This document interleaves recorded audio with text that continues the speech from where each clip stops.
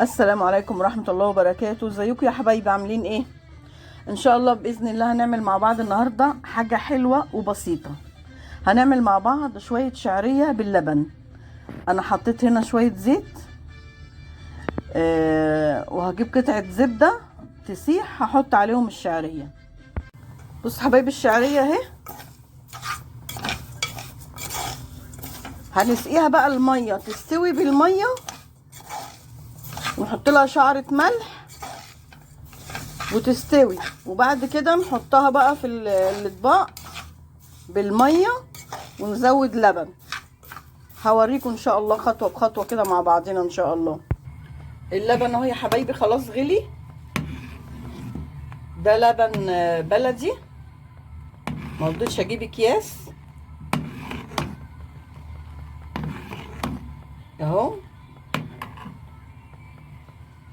ده كيلو ب35 جنيه، وده نص شعريه ب14 جنيه،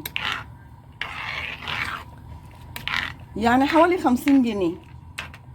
هنعمل طبق حلو ب50 جنيه، بس مش طبق بقى، ده هيقضي كله بقى. بالهنا والشفا للي ياكل. اهي هنسيبها بقى تستوي وارجع لها لما تستوي ان شاء الله. اهي يا حبايبي سقيتها ميتها اهي، وحطيت شعرة الملح. هتستوي هنا في المية دي بقى، وبعد كده بقى نزود لبن وسكر.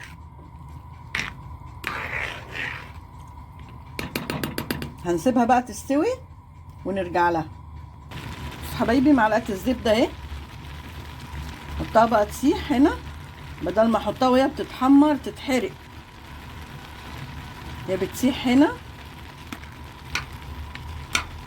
بص حبايبي هي كده خلاص استوت.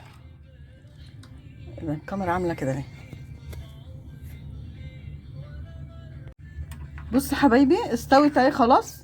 هصب بقى في الاطباق، وحطيت السكر. نزلت اجيب فانيليا ما لقيتش فانيليا. هصبها في الاطباق واحط عليها اللبن واوريها لكم. اهي يا حبايبي شفتوا الزبده عامله ايه على الوش؟